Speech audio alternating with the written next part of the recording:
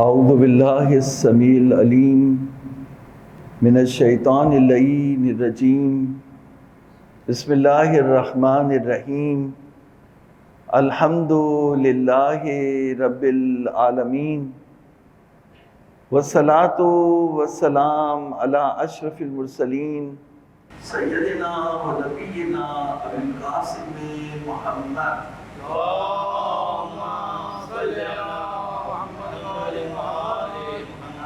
وعلى أهل بيته الطيبين الطاهرين واللعن الدائم على أعدائهم أجمعين فقد قال الله تبارك وتعالى في محكم كتابه واستعينوا بالصبر والصلاة. یہ اللہ رب العزت نے اپنی کتاب میں آپ کو کہا کہ تم کمزور ہو، تمہیں مدد کی ضرورت ہے، تو تم اپنی کمزوری کو طاقت میں کیسے تبدیل کرو؟ ایک موبائل ٹیلی فون وہ کمزور ہو جاتا ہے، اس کی چارجنگ ختم ہو جاتی ہے، تو اس کو دوبارہ طاقت کیسے حاصل ہوتی ہے؟ جب دوبارہ اس کو چارج کرتے ہیں تو اس کی کمزوری ہے وہ طاقت میں تبدیل ہو جاتی ہے. تو کہاں تم کمزور ہو، تم اپنی کمزوری کو اگر دور کرنا چاہتے ہو تو دو چیزوں سے تم اپنی انرجی ریوائیو کر سکتے ہو، ایک نماز سے اور دوسرے روزے سے.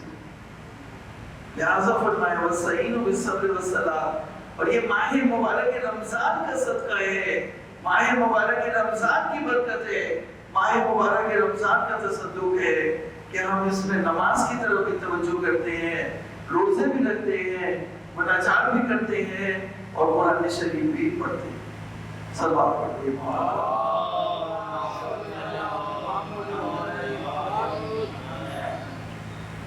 تو صلاۃ صبر کے ساتھ، صلاۃ زکات کے ساتھ، ایمان عمل صالح کے ساتھ، ہدایت موعظے کے ساتھ. موعظہ نہیں سن سکتے، واعظ نہیں سن سکتے، نصیحت نہیں سن سکتے تو ہدایت دور ہے. ہدایت موعظے کے ساتھ. ایک ٹیلی ویژن پروگرام میں پہلے جب ہم جاتے تھے 10 سال پہلے، تو ایک پروگرام میں گئے، اس میں انہوں نے یہ کہا کہ 70 سال ہو گئے پاکستان کو بنے ہوئے، اور جب 70 سال ہو گئے تو 70 شب قدر بھی آئیں، تو 70 رحمت کے اشرے آئے، پھر شب قدر آئی، اور پاکستان کے معاملات اسی طرح سے ہیں. تو کہاں ہے رحمت خدا؟ رحمت خدا کو انہوں نے چیلنج کیا اور رحمت خدا میں سوالیہ نشان لگایا. کہاں ہے رحمت خدا؟ تو بے ضابطہ میرے زبان سے یہ نکلا کہ ان رحمت اللہ قریب من المحسنین، اللہ کی رحمت نیکی کرنے والوں سے قریب ہے، برائی کرنے والوں سے قریب نہیں ہے. صلی اللہ علیہ وسلم.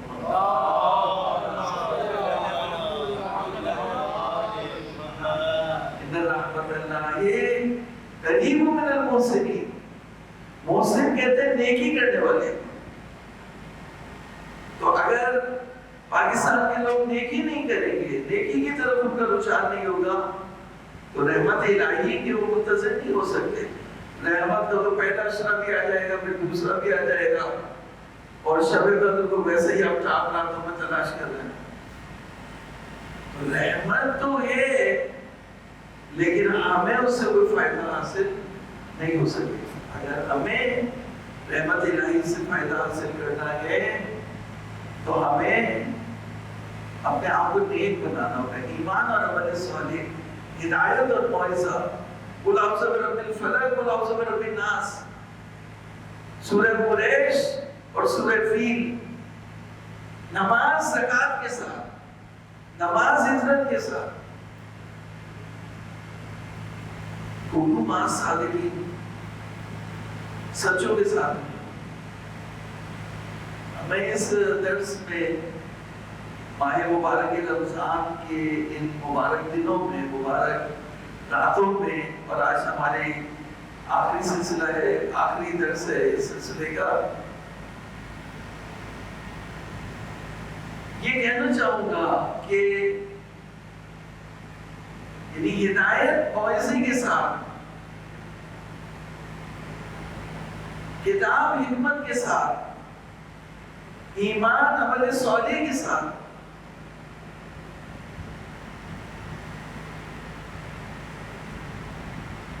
سلوات پڑھے محمد والے۔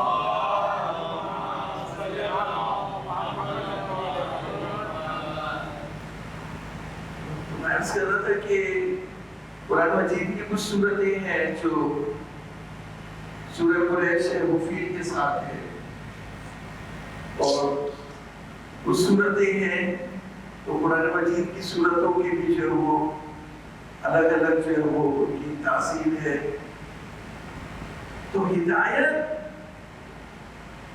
موعظے کے ساتھ ہے، باز کے ساتھ ہے، کتاب حکمت کے ساتھ ہے۔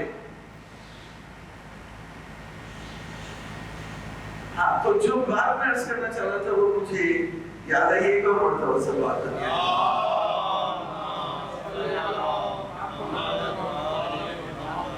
یہ جو ہمارے مسلمان بھائی کہتے ہیں کہ نماز پڑھ لی، زکات دے دی، مدرسے کو خیرات دے دی، عمرہ کر لیا، حج کر لیا، روزے رکھ لیا، اب کیا کریں؟ تو قرآن نے ہم سے خطاب کیا کہ سچوں کے ساتھ معلومات ثابت۔ تو میں ایک جملہ اس درس میں یہ کرنا چاہ رہا تھا کہ ہم سچے تو نہیں ہیں لیکن سچوں کی حدیث اٹھائی ہے۔ عالم ہوتا ہے، عالم کے پاس کیا ہے؟ عالم کے جو اہل بیت کے مدرسے کے شاگرد ہیں، ہم نے امام جعفر صادق علیہ السلام کے مطلب کی اور ان کے مدرسے سے حدیث اٹھائی ہوئی ہے۔ تو اگر میں یہ کہوں کہ آپ عالم کے ساتھ ہو جائیں، یہ نہیں مراد ہوگی کہ ہم کہیں گے ہم سچے ہیں ہمارے ساتھ بھی نہیں، سچے نہیں ہیں لیکن سچوں سے کچھ نسبت ہے۔ اسسٹنٹ وہ یا ان کے کیا کہہ سکتے ہیں، ان کی حدیثیں اٹھائے، ان کے جیسے وہ وکیل کے ساتھ جو اسٹوڈنٹ ہوتے ہیں وہ اس کی کتابیں اٹھا کے لے کے چلتے ہیں، تو ایسے ہم نے جو ہے وہ مطلب امام جعفر صادق علیہ السلام سے مولا کی حدیثیں اٹھائی ہوئی ہیں۔ تو خالی قرآن پڑھنے سے، ترجمہ پڑھنے سے قرآن نہیں سیکھیں گے آپ، عالم چاہیے۔ صراط مستقیم انسان کامل ہے، صراط مستقیم انسان کامل ہے، سچوں کے ساتھ۔ تو سچے اگر امام زمانہ پردہ غیبت میں ہے تو جن کے پاس سچوں کی حدیث ہے ان کے ساتھ سلوات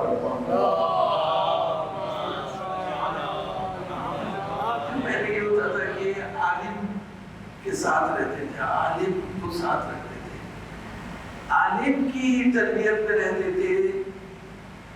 پھر وہ عالم جو تھا جب اپنے علم کا ظہور کرتا ہے، علم اہل بیت کا علم انہیں پہنچاتا رہتا ہے، امانت کے ساتھ پہنچاتا رہتا ہے، تو اسی سے ہماری زندگی جو ہے وہ حیات طیبہ کی طرف جو ہے وہ ہم بڑھنے لگتے، اسفل سافلین کو چھوڑنے لگتے۔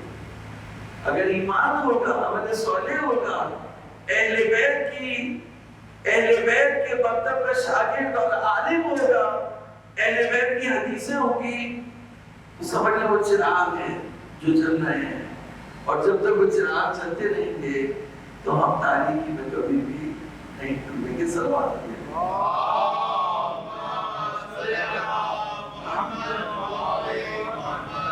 ہمیں عالم کی ضرورت ہے جو قرآن سکھائے، قرآن کی تعلیم دے۔ یعلمہم الکتاب والحکمہ، جو فزکس کی کتاب ہے،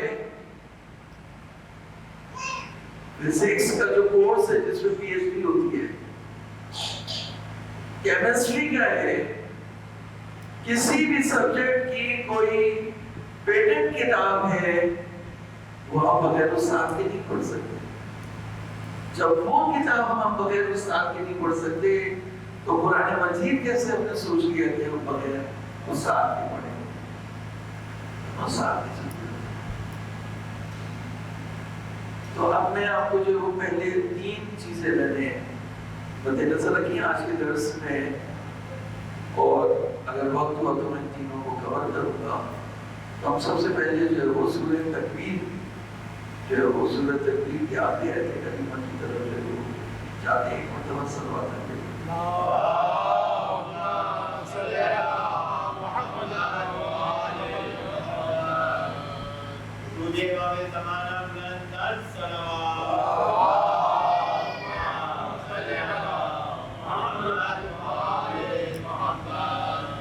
دیکھیے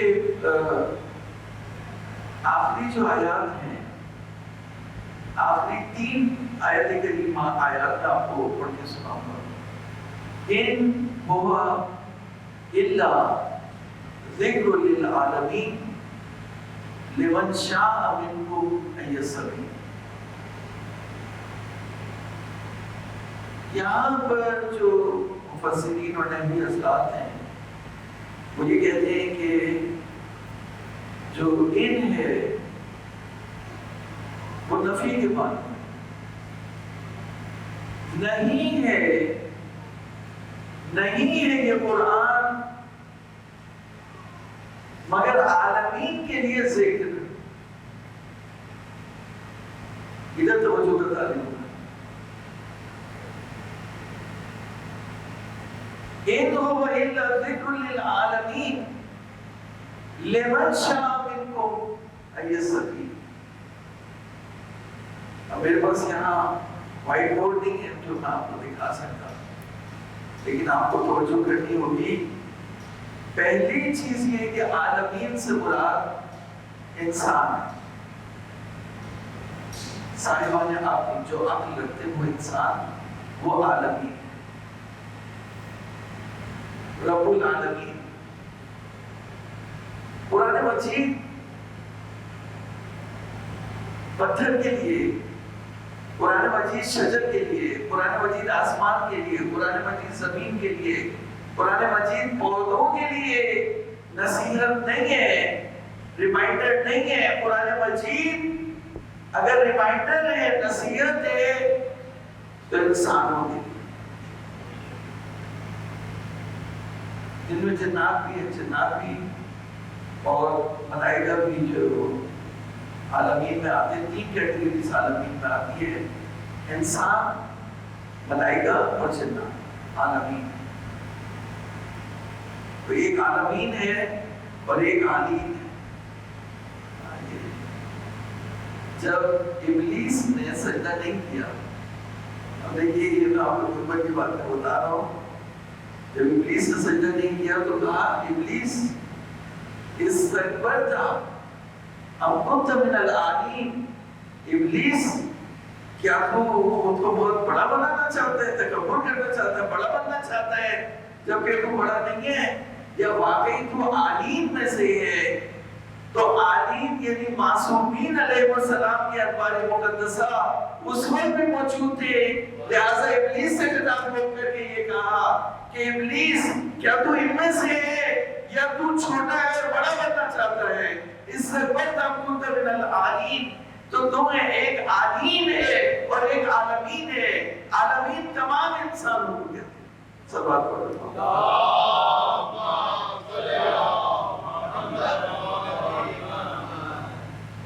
اس سے بڑھ تھا اب کنت من العالین۔ تو انہو الا ذکر للعالمین نہیں ہے قرآن مگر عالمین کے لیے ذکر۔ اب عالمین میں تمام انسان، لیکن دائرے کو محدود کر دیا۔ لمن شاء منکم ان یستقیم، جو ان میں سے جو سیدھا ہونا چاہے۔ لمن شاء منکم، تم میں سے، لمن شاء منکم، جس نے چاہا تم میں سے کہ وہ سیدھا ہو جائے، سیدھے راستے پر آ جائے. لمن شاء منکم ان یستقیم، قرآن مجید اس کے لیے ذکر ہے. ابھی ہدایت کی کرن نہیں پھوٹی، ابھی نہیں لیا تو ذکر ہے، ریمائنڈر ہے، نصیحت ہے، موعظہ ہے. اور جب اسی کو قبول کر لے گا تو یہی ہدل للمتقین بن جائے گا. جب وہ متقی بن جائے گا، جب وہ متذکر طیب و طاہر بن جائے گا تو پھر قرآن اس کے لیے ہدایت بن جائے گا. لیکن ابھی اس سے پہلے کے سٹیج میں قرآن عالمین کے لیے نصیحت ہے، ریمائنڈر ہے، پیس آف ایڈوائس ہے. انہو ذکر للعالمین لمن شاء منکم ان یستقیم، جو تم میں سے سیدھا ہونا چاہے. تو یہ میرے اوپر ہے کہ میں یہ ارادہ کروں کہ میں سیدھا ہونا چاہتا ہوں یا میں سیدھا نہیں ہونا چاہتا. میں سیدھا ہونا چاہتا ہوں یا میں سیدھا نہیں ہونا چاہتا. ہمارے یہاں اس طرح کی باتیں ہوتی ہیں. اللہ تعالیٰ نے وہ کام کرا دیا مجھ سے، تو ابھی میں اس کو مکمل کر دوں پھر تدبیر کرتے ہیں. یہ دوسری آیت قریب ہوگی.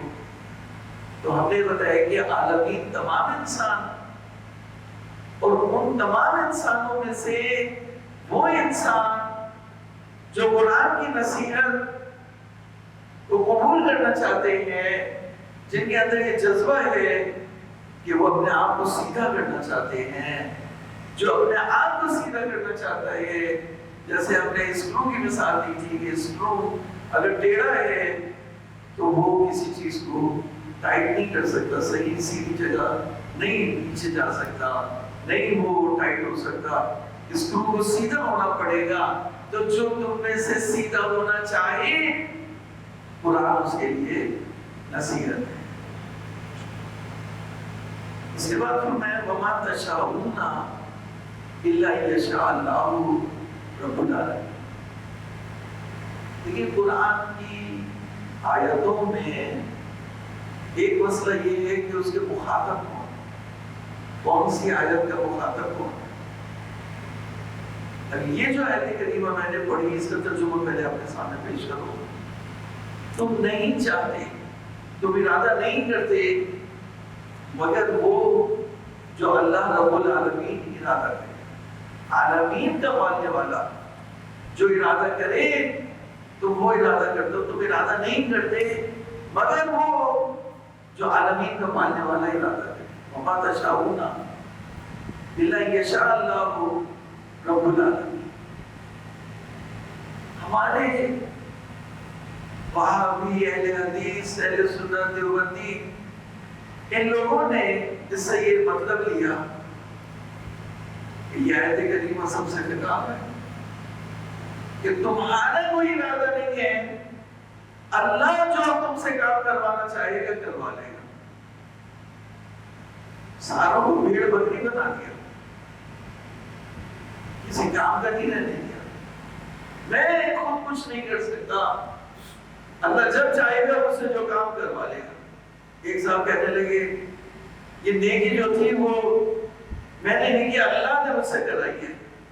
میں نے کہا اللہ تعالیٰ نے بڑی دیر سے یہ نیکی کرائی ہے. نیکی بہت دیر کرتی، نیکی کرنے میں تو یہ کو ہوئی ہے، جلدی کرتے کرا دیتا اللہ تعالیٰ آپ سے. یہ تو مذاق ہے. لیکن جو سیریس بات ہے وہ یہ ہے وَمَا تَشَاءُونَ، تم ارادہ نہیں کرتے مگر وہ جو عالمین کا ماننے والا ارادہ کرے. یہ عام انسانوں کے بارے میں نہیں ہے، یہ ان کے بارے میں ہے جو تسلیم و رضا کا طے کرتے. ابھی ان کی طرف آؤں گا، پہلے میں اس کو حل کروں. وَمَا تَشَاءُونَ، تو دیکھیے پہلی بات یہ کہی کہ قرآن عالمین کے لیے، انسانوں کے لیے نصیحت ہے. جس طرح شروع بقرہ میں یہ کہا کہ قرآن متقیوں کے لیے ہدایت ہے. اسٹیجز ہیں، مرحلے ہیں. اگر تم تقویٰ کی منزل پر ہوگے تو قرآن تمہارے لیے ہدایت ہوگا. اگر تم عالمین کی منزل پر ہوگے تو قرآن تمہارے لیے پیس آف ایڈوائس ہوگا، نصیحت ہوگا. تو دو طرح کے انسان سامنے آئے گا. ایک وہ انسان، دوسری آیت کریمہ میں فرمایا لمن شاء منکم السبیل. قرآن مجید ہر ایک کے لیے نصیحت نہیں ہے، قرآن ان کے لیے نصیحت ہے جو تم میں سے سیدھا ہونا چاہے. تو دو انسان ہو گئے، ایک وہ جو سیدھا ہونا چاہتا ہے اور دوسرا وہ جو سیدھا نہیں ہونا چاہتا. جیسے ہٹلر ہے، سرداری نواز شریف ٹائپ کے جو لوگ ہیں جو سیدھا نہیں ہونا چاہتے، جو سیدھا نہیں ہونا چاہتے، قرآن ان کے لیے ذکر، ہدایت تو بہت دور کی بات ہے، قرآن ان کے لیے ذکر بھی ان هو الا ذکر للعالمین لمن شاء منکم، جو تم میں سے سیدھا ہونا چاہتے. تو اگر میں ارادہ نہیں رکھتا تو پھر کیسے اللہ تعالیٰ نے دو قسمیں بنا دی انسانوں کی؟ ایک انسان جو سیدھا ہونا چاہتا ہے، دوسرا انسان جو سیدھا نہیں ہونا چاہتا. دونوں کے خالق اور مالک اللہ ہے، اور اللہ تعالیٰ یہ کبھی بھی نہیں چاہے گا کہ یہ ٹیڑھا ہو جائے. اللہ تعالیٰ تو یہی چاہے گا ان اللہ یامر بالعدل والاحسان وایتاء ذی القربی. اللہ تعالیٰ یہ نہیں کہتا کہ گلے کاٹ دو، اللہ تعالیٰ یہ کہتا ہے کہ معاف کرو. اللہ تعالیٰ کہتا ہے عدل کرو، احسان کرو. تو انسان دو ہوئے، ایک سیدھا ہونا چاہتا ہے اپنے منشا کے مطابق، اپنی مرضی سے وہ انتخاب کرتا ہے کہ میں سیدھا ہونا چاہتا ہوں، اور دوسرا یہ کہتا ہے میں سیدھا نہیں ہونا چاہتا. تو جو سیدھا نہیں ہونا چاہتا قرآن ان کے لیے نصیحت نہیں ہے. تو جب اللہ نے ارادہ کیا کہ سیدھا ہو جا، لیکن اللہ تعالیٰ نے اپنی مشیت سے ارادہ نہیں کیا کہ اس کی مشیت کے خلاف ہو جائے، بلکہ اس نے حکم دیا. تو یعنی اس نے تمہیں فریڈم دی، آزادی دی، اجازت دی کہ تم جھوٹ بول لو، اجازت دی کہ تم غلط کام کر لو، اجازت دی کہ تم حسین کو قتل کر لو. لیکن حسین کے قتل کا، امام حسین علیہ السلام کے قتل کا حکم اللہ تعالیٰ نے صادر نہیں کیا. یہ جو ہمارے اہل سنت کے بھائیوں کے دماغوں میں گھسا دیا گیا، وہ اسی آیت کریمہ کو تحریف کر کے گھسایا گیا کہ وہ تو مشیت میں لکھا ہوا تھا کہ انہیں قتل ہونا تھا. بھائی اللہ تعالیٰ نے حکم دیا کہ اپنے رشتہ داروں سے اچھے سے رکھو، اور یزید نے، امام حسین اس کے رشتہ دار تھے، ان کا گلا کٹوا دیا. تو اللہ تعالیٰ نے تو حکم نہیں دیا تھا کہ تم حسین کا گلا کاٹ دو. ہاں اللہ تعالیٰ اگر روکنا چاہتا تو روک سکتا تھا. یعنی کوئی چیز بھی اس کائنات میں اللہ تعالیٰ کی مشیت اور قدرت سے باہر نہیں ہے، اس کے علم کے احاطے سے باہر نہیں ہے. اللہ تعالیٰ کو معلوم تھا کہ یزید حسین کو قتل کرے گا، لیکن قتل یزید نے کیا، حسین کو اللہ تعالیٰ نے نہیں کیا. تو بس دو چیزیں آ گئی کہ انسان اپنے ارادے میں، اپنی مشیت میں، انسان کا منشا اور خالق کی مشیت الگ الگ ہے. خالق کی مشیت یہ ہے کہ یہ آزاد رہے کہ چاہے تو یہ نیک کام کر لے، چاہے برا کام کر لے، چاہے تو نماز پڑھ لے، چاہے ترک صلاۃ کر دے، چاہے اسٹیئرنگ کو ادھر گھما کے ایکسیڈنٹ کر دے، چاہے یہ اسٹیئرنگ کو سیدھا رکھ کے گاڑی کو آگے چلائے. اسٹیئرنگ اس کے ہاتھ میں. اللہ تعالیٰ نے اس کو مجبور پیدا نہیں کیا. تو انسان دو طرح کے، دیکھیں آپ سورہ حدید میں کیا کہا، قرآن مجید کی آیتوں پر غور کیا کیجئے، روح قرآن کے خلاف ہم رہ رہے ہیں، زندگی کرنے اور عمل کر رہے ہیں۔ اس نے کیا کہا، هو الذی خلقکم، اس نے پیدا کیا، فمنکم کافر ومنکم مومن، بس اس میں سے کافر نکلے اور اس میں سے مومن نکلے۔ تو کافر مومن اس نے بنائے یا تم نے خود اپنے آپ کو بنایا؟ بتائیے مجھے، جواب دے مجھے۔ هو الذی خلقکم، اس نے پیدا کیا تمہیں، اس نے پیدا کیا۔ اور جو سورہ 3 اگر آپ اس میں ایڈ کر دیں تو اس نے اسفل سافلین میں دھکیل دیا، کسی کو ہندو گھر میں پیدا کیا، کسی کو مسیحی گھر میں پیدا کیا، کسی کو یہودی گھر میں پیدا کیا، کسی کو اہل حدیث کے یہاں پیدا کیا، کسی کو اہل سنت کے یہاں پیدا کیا۔ تو اسفل سافلین میں تو اس نے دھکیلا، وہ خود کہہ رہے، اس کی کتاب کہہ رہی ہے، اب تمہیں اس سے نکلنا، تمہیں نکلنا ہے۔ هو الذی خلقکم فمنکم کافر، بس اس میں سے کچھ کافر ہوئے اور کچھ مومن۔ تو دوستو قرآن کی آیات وما تشاءون، پھر یہ کہا کہ تم ارادہ نہیں کرتے مگر وہ جو اللہ رب العالمین ارادہ کرے، یہ ہمارے بارے میں نہیں ہے۔ ہم میں سے دو طرح کے لوگ ہیں، ایک نے ارادہ کیا سیدھا ہونے کا، اسی آیت میں بتایا، اس سے پہلے والی آیت میں، ایک نے ارادہ کیا سیدھا ہونے کا، ایک نے ارادہ کیا ٹیڑھا رہنے کا، ایک نے ارادہ کیا درس میں آنے کا، ایک نے ارادہ کیا درس میں نہیں آنے کا، ایک نے ارادہ کیا روزہ رکھنے کا، ایک نے ارادہ کیا روزہ ترک کرنے کا۔ کتنی آپ کو مثال ہے۔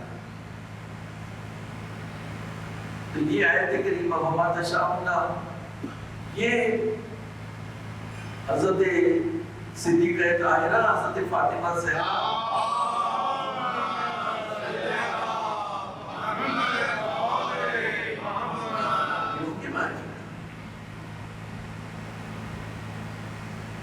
جو حضور نے فرمایا، اہل سنت کی معتبر ترین کتابوں میں حدیث آئی، ان اللہ یرضی للعباد ویغضب للغضب، اے فاطمہ اللہ تیری رضا میں راضی ہے اور تیرے غضب میں غضبناک ہے۔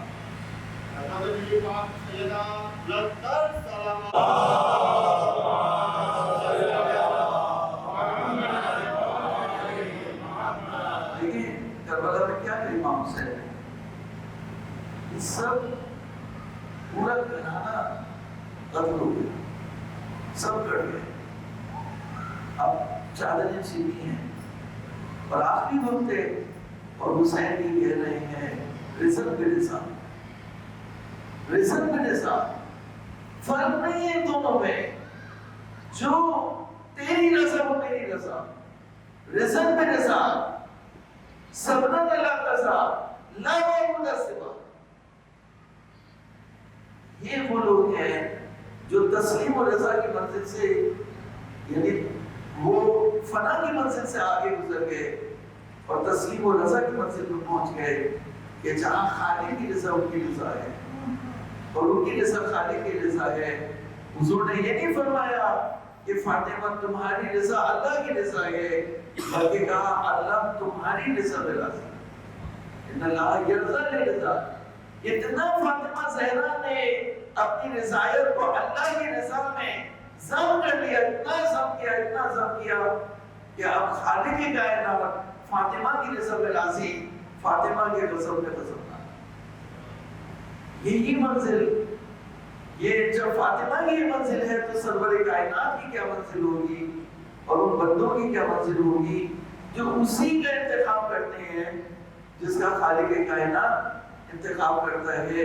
ان کا کوئی ارادہ نہیں ہوتا سوائے ارادے پروردگار کے، لہذا فرمایا وما تشاءون، تم ارادہ نہیں کرتے اہل بیت، اہل بیت اے محمد و آل محمد، تم ارادہ نہیں کرتے مگر وہ جو اللہ رب العالمین ارادہ کرتے۔ امام حسین سے کہتا ہوا حسین تم ارادہ نہیں کرتے مگر وہ جو اللہ رب العالمین ارادہ کرے، لہذا جب خطاب ہوا یا ایتھا النفس المطمئنہ ارجعی الی ربک راضیۃ پڑھ دیا، تو کہا کہ پلٹ جا.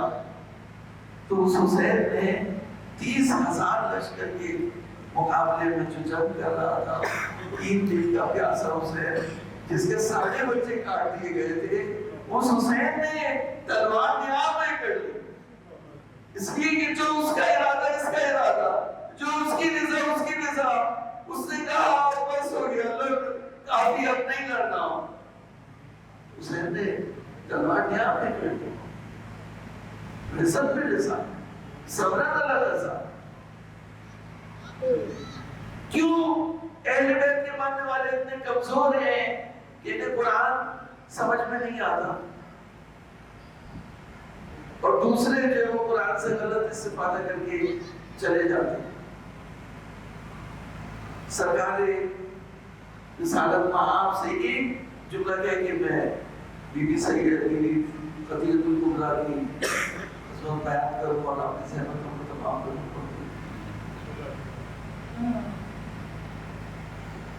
سب آپ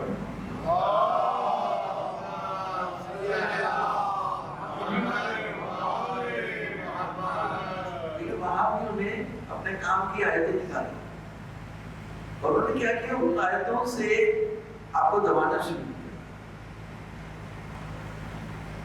اب قرآن مجید متشابہ بھی ہیں، محکم بھی ہیں، تو ان کے کام کی بھی نکل جاتے ہیں. تو ایک آیت کریمہ اگے کرو، اِنَّكَ لَا تَهْدِي مَنْ أَحْبَبْتَ وَلَكِنَّ اللَّهَ يَهْدِي مَن يَشَاءُ. اے میرے حبیب، تو اپنی مرضی سے جسے چاہے ہدایت نہیں کر سکتا، لیکن اللہ جسے چاہیے گا ہدایت کرے. تو انہوں نے یہ آیت کریمہ اپنی مرضی کی نکالی اور کہا حضور بھی جس کو ہدایت کرنا چاہے نہیں کر سکتے، صرف اللہ کرے گا. بے شک اللہ کی رضا کے آگے کون ہے؟ وہ اہل بیت اور حضور. تو جو اللہ کا حکم ہوگا اسی ڈائریکشن میں، اسی ڈائمنشن میں ہو جائے گا، اس سے 1 انچ بھی نہیں ہٹیں گے. تو کہنے کی بات ہی نہیں ہے. اِنَّكَ لَا تَهْدِي مَنْ أَحْبَبْتَ وَلَكِنَّ اللَّهَ يَهْدِي مَن يَشَاءُ. اللہ تعالیٰ جسے چاہے گا ہدایت دے گا. یہ آیت کریمہ، ایک آیت کریمہ میں آپ کو عرض کرتا ہوں. حضور سے خطاب ہوا، جہاں یہ خطاب ہوا کہ تم جسے چاہو سیدھے راستے کی طرف ہدایت نہیں کر سکتے مگر اللہ جسے چاہے. وہاں یہ بھی خطاب ہوا کہ تم جسے چاہو صراط مستقیم کی طرف ہدایت کر سکتے ہو. اِنَّكَ تَهْدِي مَن تَشَاءُ إِلَىٰ صِرَاطٍ مُسْتَقِيمٍ. آپ جسے چاہیں، تم جسے چاہو صراط مستقیم کی طرف ہدایت کر سکتے. تو ہدایت حضور کے ہاتھ میں ہے. ہاں اگر کسی نے بگڑنے کے لیے تہیہ کر لیا ہے، کسی نے تہیہ کر لیا کہ میں نے دوزخ میں رہنا ہے، میں نے سیدھا نہیں ہونا، میں نے اسفل سافلین کی طرف جانا ہے، میں نے اپنے آپ کو پاک نہیں کرنا، میں نے اپنا احتساب نہیں کرنا، میں نے اپنے مال کو پاک نہیں کرنا، اگر کسی نے تہیہ کیا ہوا ہے تو حضور اس کی ہدایت نہیں کر سکتے. لیکن یہ آیت کریمہ کی ہے تو انہوں نے وہ آیت کریمہ پکڑ لی اور آپ اس آیت کریمہ تک نہیں پہنچ سکے جو میں آج پڑھ لوں. اِنَّكَ تَهْدِي مَن تَشَاءُ إِلَىٰ صِرَاطٍ مُسْتَقِيمٍ. تم جسے چاہو صراط مستقیم کی طرف ہدایت کر سکتے ہو. اور جتنے بھی نبی تھے وہ اگر ہدایت پائے تو حضور کی ہدایت سے ہدایت پائے. سب آپ پڑھو.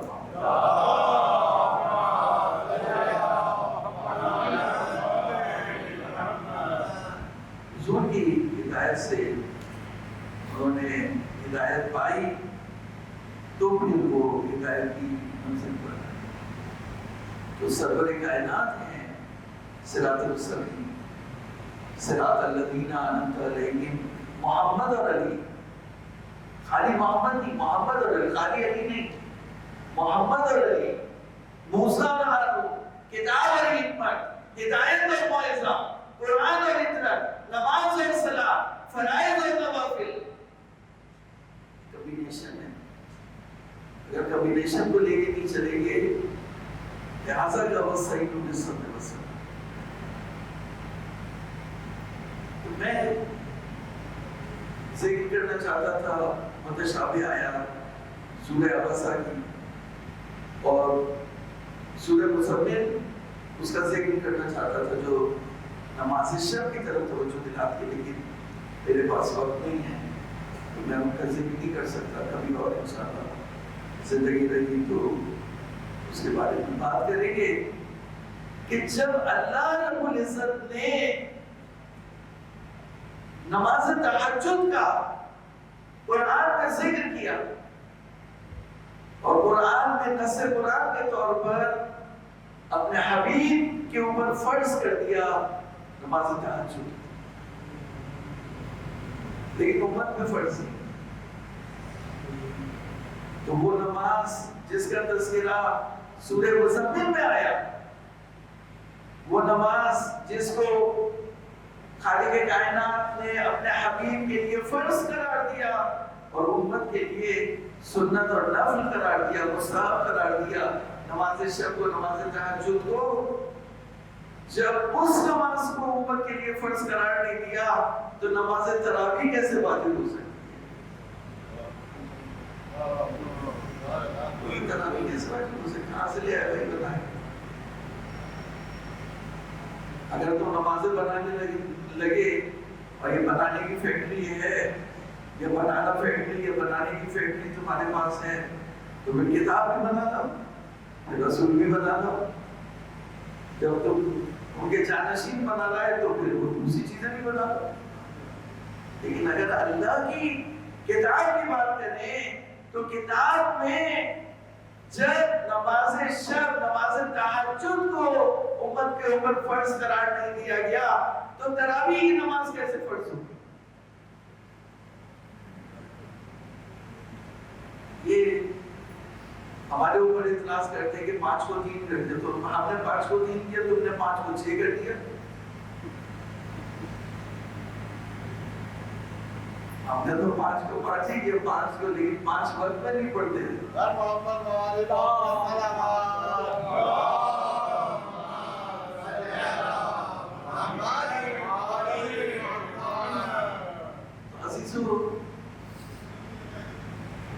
صاحب قرآن جو اترا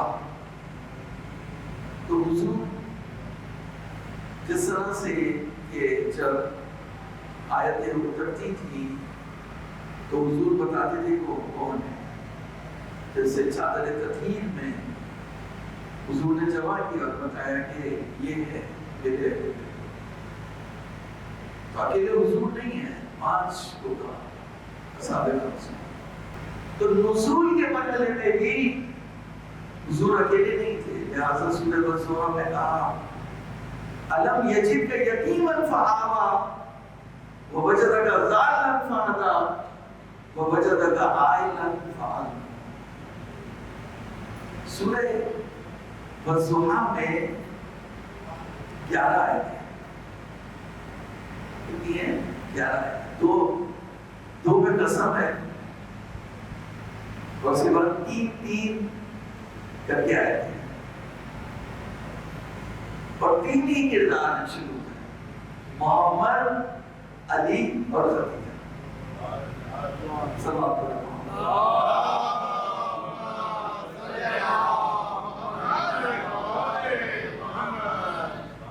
دیکھیں حضور 8 سال کے جب پیدا ہوئے،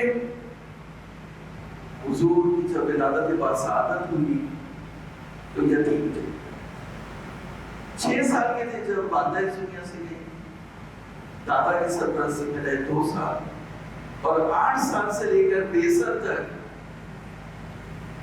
اور 63 کے بعد 10 سال، تو 32 سال 63 کے پہلے اور 10 سال 63 کے بعد کتنے ہوئے؟ 42 سال۔ 42 سال جس کی پناہ میں رہے اسے ابو طالب کہتے ہیں۔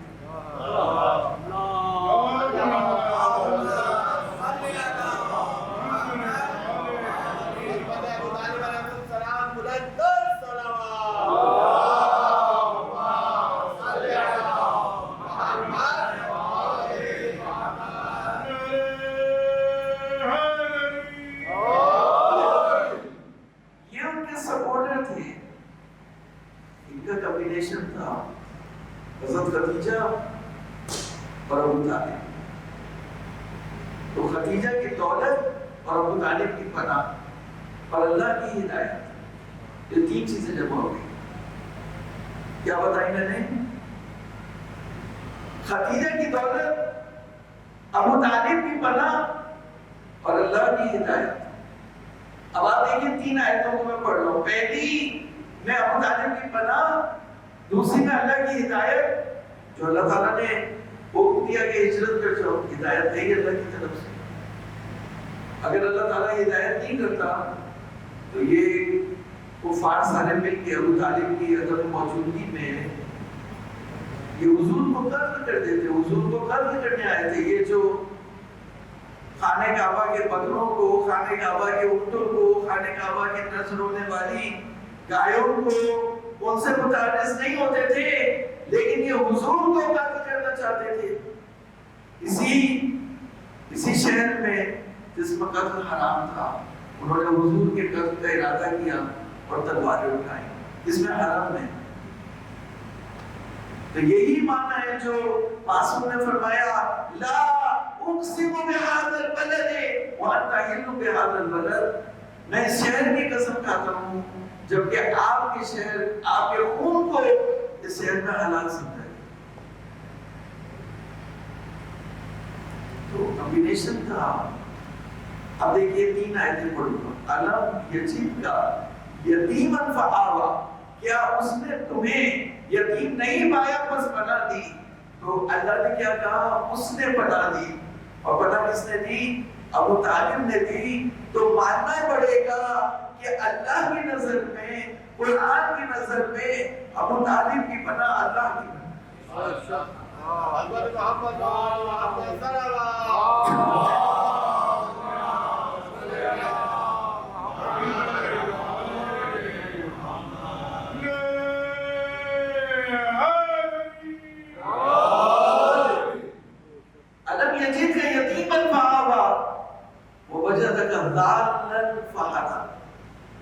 اسے تمہیں گمراہ پایا اور تمہیں ہدایت دی. یہ متشابہ ہے. ایک یہ معنی بھی کیا گیا کہ تم گمنام تھے، کوئی یتیم ہے، عبداللہ کے یتیم کو کوئی نہیں پہچانتا تھا، ہم نے آپ کو پہچان پایا. اور دوسرے معنی میں نے آپ کو کر دی. وہ وجہ تک کسی آئے، وہ وجہ تک آئین فَأَغْنَا، اس نے تمہیں نادار مفلس پایا بس بے نیاز کر دیا. اغنا بے نیاز کر دیا. تو ایسے ہی تو نہیں بے نیاز کر دیا. اللہ تعالیٰ نے اوپر سے کوئی خزانہ اتارا تھا. خدیجہ کی دولت سے بے نیاز کر دیا. تو اللہ تعالیٰ نے خدیجہ کی دولت کو اپنی دولت بنایا اور بنا کے یہ کہا کہ خدیجہ نے جو تمہیں دیا ہے یہ ہماری دولت. لہذا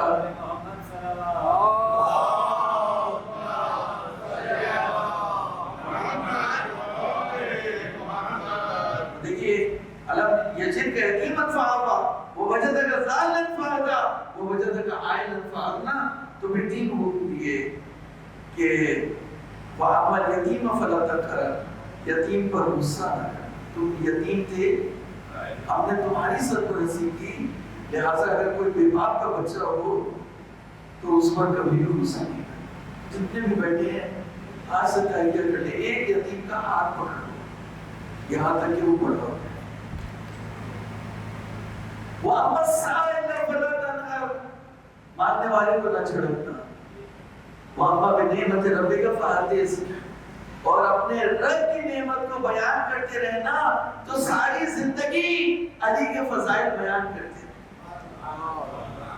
کہ نعمت رب سب سے بڑی ولایت ہے.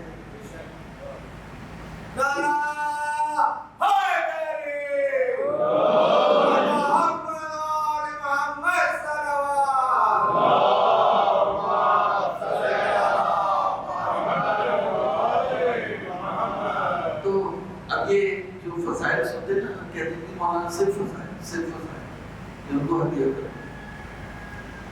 تو حضور کو کہا صرف فضائل سے، کیونکہ ضحیٰ اور علم نشرح لک صدرک یہ کنیکٹڈ ہے. تو کہا خالی فضائل سے کام نہیں چلے گا. تو پھر وہاں پہ اپنی نعمتوں کو جتایا. الم نشرح لک صدرک ووضعنا عنک وزرک الذی انقض ظہرک ورفعنا لک ذکرک فإن مع العسر یسرا إن مع العسر یسرا فإذا فرغت فانصب. آپ جب سارے کام ختم ہو گئے نبوت کے تو اب فضائل سے کام نہیں چلے گا. علی کو ولایت کے لیے نصب کرو اور اس کا ہائے کھڑا کر کے کہو من کنت مولاہ فہذا علی المولا.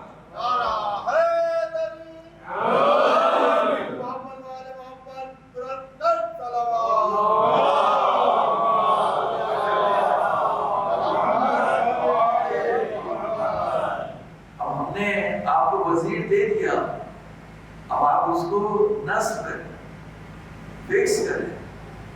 علم نصب کرنا. اگر علم کوئی پارٹی لا کے دے دے آپ کو, کوئی بڑی پارٹی آئے کہ یہ علم ہم نے آپ کو ہدیہ کیا ہے, آپ اس کو اپنی ماں بارگاہ میں فکس کریں, تو آپ کہیں کوئی مسئلہ نہیں ہے, آپ بلوائیں گے لوگوں کو, اس کو وہاں فکس کر دیں. اے رسول, اے محمد, ہم نے وزیر دے دیا تمہیں, اب تمہیں تمہارا کام ہے کہ سب کے سامنے اسے ولایت کے لیے نصب کرنا. اب فضائل بیان کرنے سے کام نہیں چلے. تو دوسرا یہ ہے, اب حضرت خدیجہ نے جب اپنا سب کچھ دے دیا, سب کچھ دے دیا, اور اس دنیا سے جا رہی تھی اور ایک بیٹی کو چھوڑے جا رہی, تو روایت ایک جملہ میں کہوں گا کہ روایت بھی کہتی ہے کہ حضرت خدیجہ کی آنکھوں میں آنسو تھے, رو رہے. ملیکۃ العرب نے کتنی سختیاں برداشت کی سرکاری رسالت مآب کے عشق میں, ان کی محبت میں, ان کے دین کی نصرت کے لیے, کہ اس کی بیٹی اس منزل میں آ گئی کہ عام غریب عورتیں جیسے لباس پہنتی ہیں, اس کی بچی اس طرح کے لباس پہنتی ہے. اور اب اس بچی کا کیا بنے گا جب اس دنیا سے جا رہی ہے. تو ایک مرتبہ رونے لگی, تو اسما تھی اور جو تھے, انہوں نے کہا کہ بی بی آپ کیوں رو رہی ہیں؟ آپ کو تو بشارت ملی کہ جو کچھ آپ نے کیا, جو قربانیاں آپ نے دی, رب الکائنات نے آپ کے لیے جنت میں گھر بنایا, تو آپ کو تو خوش ہونا چاہیے. کہا میں اپنی فاطمہ کے لیے رو رہی ہوں. جب وہ شادی ہو کے جائے گی, تو بچی جب شادی ہو گیا ہے اپنے شوہر کے گھر جاتی ہے, تو اسے ماں کی ضرورت ہوتی ہے. جب میری بیٹی شادی ہو کے جائے گی تو کون اس کے پاس ہوگا؟ اسما نے کہا میں وعدہ کرتی ہوں بیوی, اگر میں زندہ رہی تو میں فاطمہ زہرا کے ساتھ جاؤں. اللہ رب العزت نے اس بیوی کے لیے آیتیں اتاری اور اس کے سلام بھیجا. سلام بھیجا خدیجہ, سلام اللہ علیہ خدیجہ الکبریٰ. اللہ نے ان پر سلام بھیجا, انہیں بشارت دی کہ پروردگار نے جنت میں ان کے لیے گھر قرار دیا ہے. اللہ رب العزت سے دعا کرتے ہیں, پروردگارا اے اللہ, ان ہستیوں کے صدقے میں مالک کائنات تو ہمارے تمام بگڑے ہوئے امور کی اصلاح فرما. ہمیں ان کی سیرت پر, ان کی حیات طیبہ پر, ان کے نقش قدم پر چلنے کی توفیق عطا فرما. پروردگارا اپنے قرآن کو سمجھ کر پڑھنے کی توفیق عطا فرما. قرآن کا علم معلم سے حاصل کرنے کی توفیق عطا فرما. اپنے بچوں کو قرآن کے مفاہیم, قرآن کی تجوید, قرآن کی ترتیل, قرآن کریم کی قرأت سکھانے کی توفیق عطا فرما. ماہ مبارک رمضان میں زیادہ سے زیادہ قرآن پڑھنے کی توفیق عطا فرما. یا اللہ, تجھے واسطہ ملی خدیجہ الکبریٰ کا حضرت ابو طالب اور ان کی قربانیوں کا یا اللہ پروردگارہ پاکستان کو ترقی و استحکام عطا فرما، اور فاطمہ زہرا کے فرزند مہدی علیہ محمد ان کے ظہور میں تعجیل فرما، اور ہمیں ان کے راستے کے پتھر صاف کرنے کی توفیق عطا فرما، ہمیں امام جعفر صادق علیہ السلام کے مکتب کو مستحکم کرنے کی توفیق عطا فرما، ہمیں اپنے بچوں کو ان کا سپاہی بنانے کی توفیق عطا فرما، ہمیں تجارت کرنے کی توفیق عطا فرما، جیسا کہ کل ہم نے لیلاف قریش کی تفسیر میں عرض کیا، پروردگارہ ہمیں رزق حلال میں وسعت عطا فرما، حرام سے گناہ سے محفوظ فرما، یا اللہ ہمیں عاقبت بخیر فرما، اور ماہ مبارک رمضان میں اگر ابھی تک تُو نے ہمیں دوزخ کی آگ سے آزاد نہیں کیا تو ہمیں دوزخ کی آگ سے آزاد ہونے والوں میں قرار دے، دنیا اور آخرت میں اہل بیت کی محبت دنیا میں اور آخرت پر کی شفاعت سے محروم نہ فرما، اللہم ارزقنا فی الدنیا زیارت الحسین و فی الآخرت شفاعت الحسین۔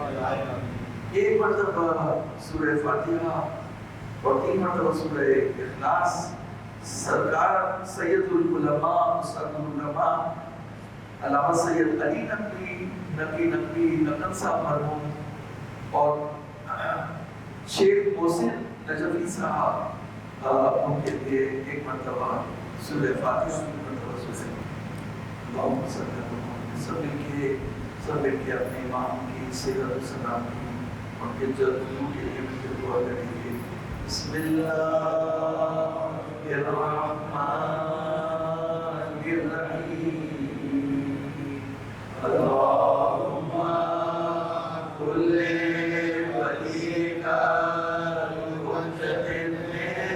الحسن صلواتک بالشفاعۃ علی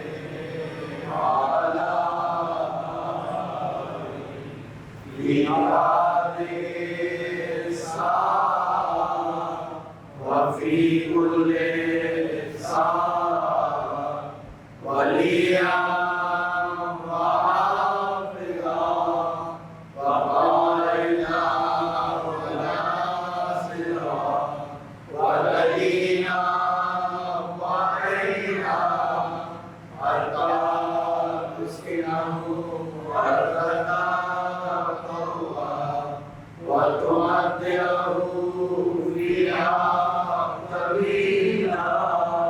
برحمتك يا